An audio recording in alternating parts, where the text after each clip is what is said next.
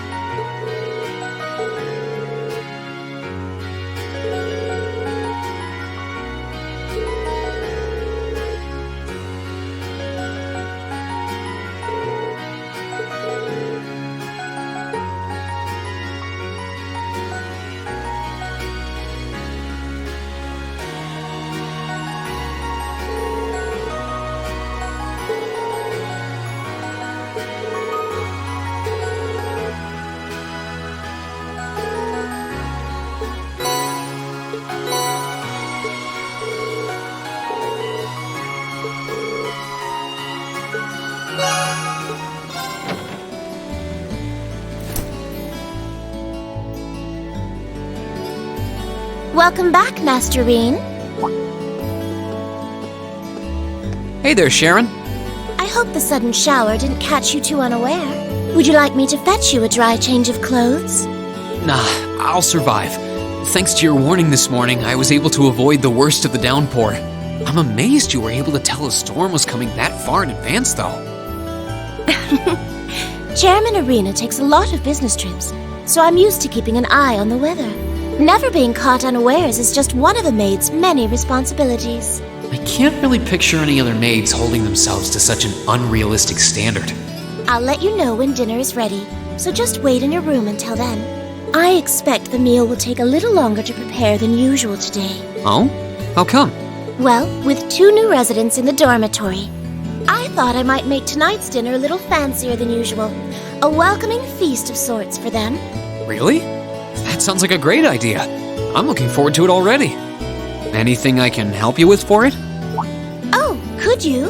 I'm actually short a few ingredients, so I was just about to step out to buy what I need. I'd be happy to run to the market for you then. It's still coming down out there. Might as well go back out while I'm still damp, right? Don't worry about me. I don't mind. Well, if you insist, I'd be happy to take you up on your kind offer. Here's a list of everything I'd like you to buy. That should be exactly enough mirror to cover the expense. All right. I'll be back soon then. Take care out there.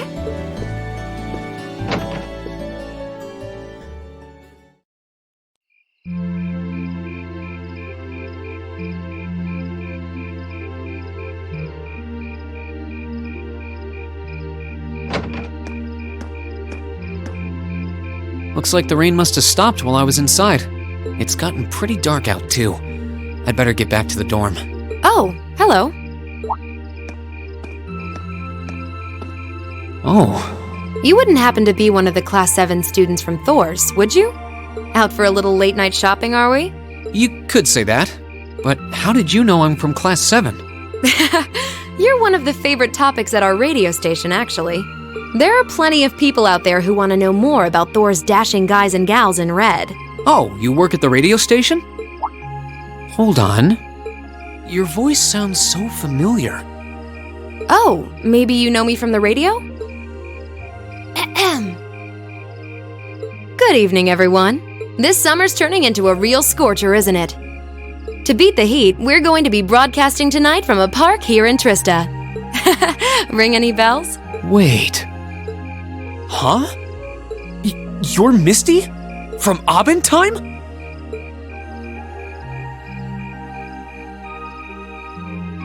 Bingo. You must be quite the avid listener, recognizing my voice so easily. Glad to know I've got a faithful fan out there. Wow. I never figured I'd meet Misty herself, especially like this. I always make sure to catch Abendtime. It helps me relax while I'm studying. Thanks. But it sure is serendipitous, you know? Having a chance encounter like this, just after the rain's eased up. Ooh, maybe I should mention this on tonight's show. I'm not sure that I really constitute a noteworthy topic for a radio broadcast. It's kind of weird. I only know her from Abendtime, but she seems just as friendly face to face. Is something the matter? You're staring at me so intently, I feel a little embarrassed. Well, forgive me if this sounds a little odd, but this isn't actually our first meeting, is it? If I'm not mistaken, we met once before. In a hotel in Heimdall.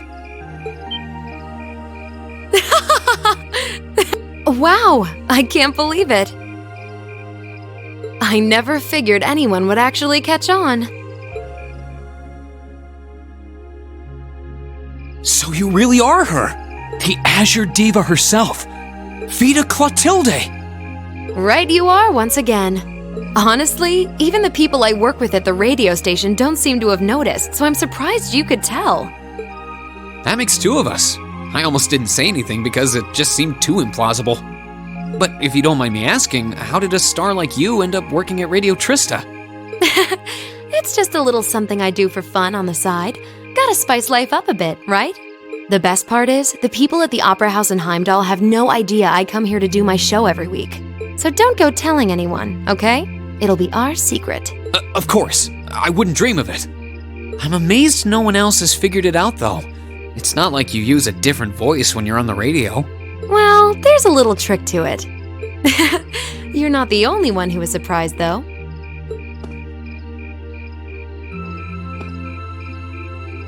Huh? I had this feeling I'd seen you before, but I couldn't put my finger on where. But it's you, isn't it?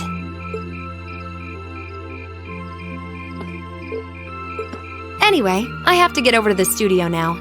Oh, and be sure to tune in to tonight's Aubin Time. It'll be a fun one. Promise.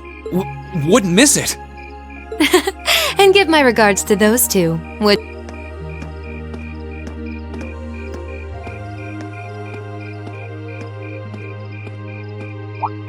She smells like lavender? The fragrance really suits her. So Vita Clotilde herself has been hosting a radio show in Trista. Even if I told them, I don't think they'd believe me.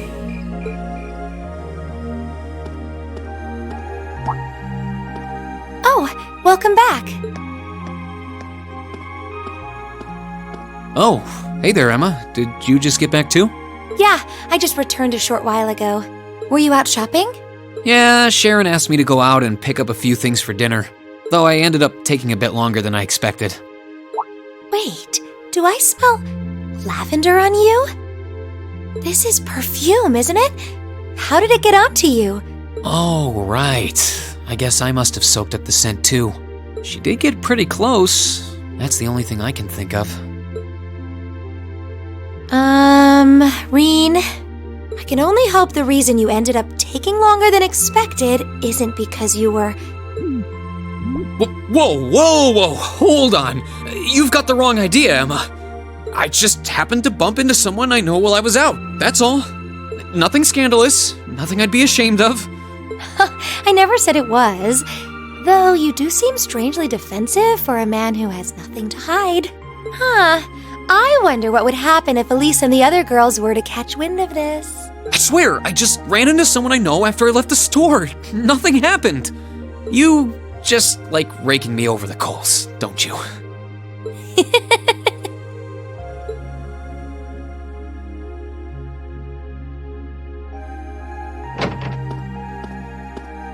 Oh, Master Reen, I see you've returned. Were you able to get everything I asked for? Sure did. Let me bring it over.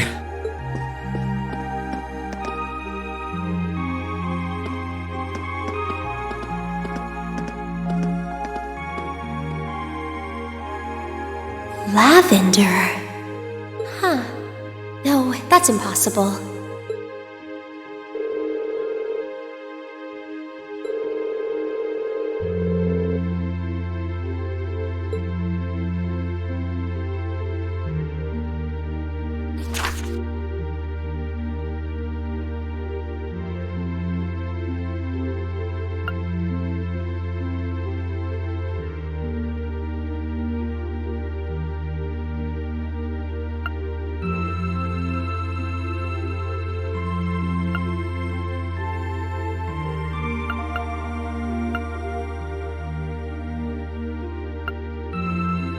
So, the West Emuria Trade Conference is just over a week away now. A building that tall is exactly what you'd expect from an economic powerhouse like Crossbelt 2. It's a big world out there. Still, we've got Milliam and Crow as classmates now. Who would have seen that coming? Crow opened up to us right from the start. Though I guess that's just Crow for you. And Milliam's become way more attached to us than I thought she would too. They were both able to form combat links with us right from day one. I had my concerns about how well they'd mesh with the class, but maybe I was worried for nothing after all.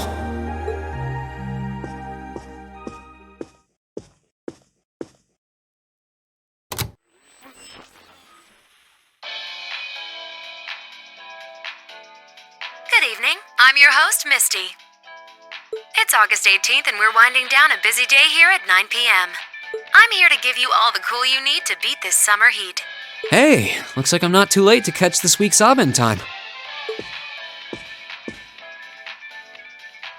Seems like those hot summer days keep coming with no end in sight, doesn't it? But even this heat can't stop the momentum behind the West Emuria Trade Conference being held in Crossbell later this month. Prince Olivert and Chancellor Osborne will be in attendance for this watershed moment in international business. Personally, I'm more interested in the view from the top of that famous new skyscraper the talks are being held in.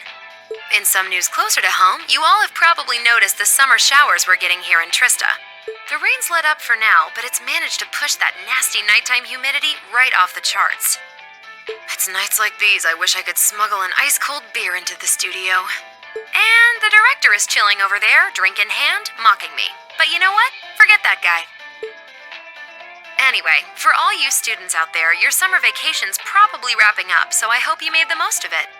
Wait, I forgot that summer vacation at the military academy has already come and gone. Whoops. Still, it's never too late to do something bold that'll keep your memories of this summer burning bright. And what about you, Miss Misty? You're probably asking yourselves. Well, you might want to sit down for this one.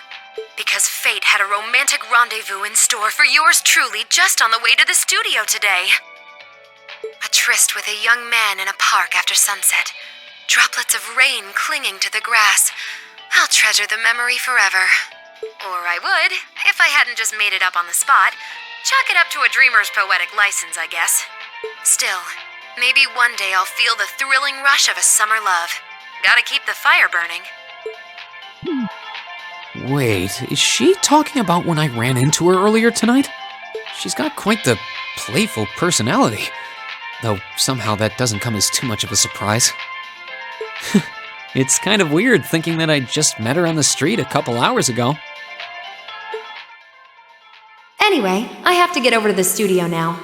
Oh, and be sure to tune in to tonight's Abend time. It'll be a fun one. Wouldn't miss it! And give my regards to those two, would you? Those two? I didn't really think about it right then, but who was she talking about?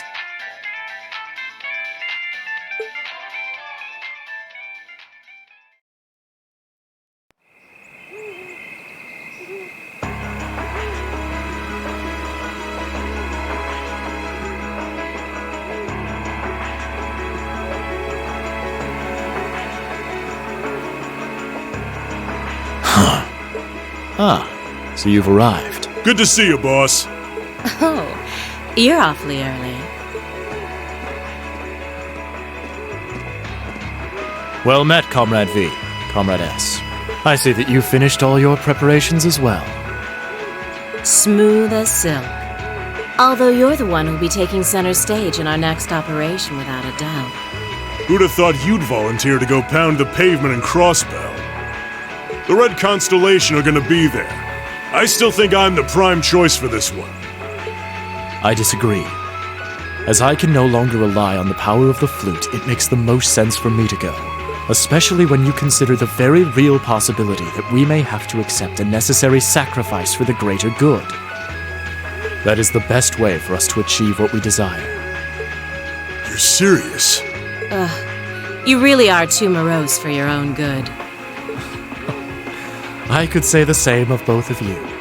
Why else would you have willingly plunged yourselves into a struggle like this to begin with? I suppose you're right. You got us there. I see you've all gathered. Comrade C. Fashionably late, but worth the wait. That makes it a full house. I appreciate your gathering, comrades. The wheels have been set in motion. There is no place for hesitation, no time for looking back. We seek only results. I couldn't agree more. No objections here either. Goes without saying. That said, I will ask you but once. Comrade G, are you certain this is the path you would walk? My heart itself beats with the ideals of the Liberation Front. If my life should see its end in Crossbell, so be it. That tyrant must be stopped from creating the vile dystopia he seeks. If through our efforts we or anyone anywhere succeeds in that aim, we will have our victory. Very well. May the goddess, or perhaps powers less fair, attend you. When this is over and our victory won, let us toast our success together in the Imperial capital. Indeed.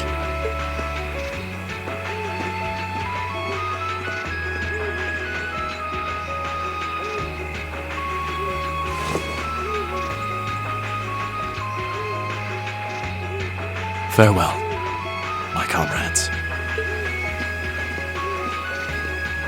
He doesn't know how to express how he feels, but I understand. Losing your place in the world for doing what's right, and throwing yourself into the eye of the storm. It ain't something I could do. Different paths brought each of us here, but the road we travel now is the same. Let us depart, Comrade S, Comrade V. We each have our own part to play in what is to come. Of course. Just leave it to us.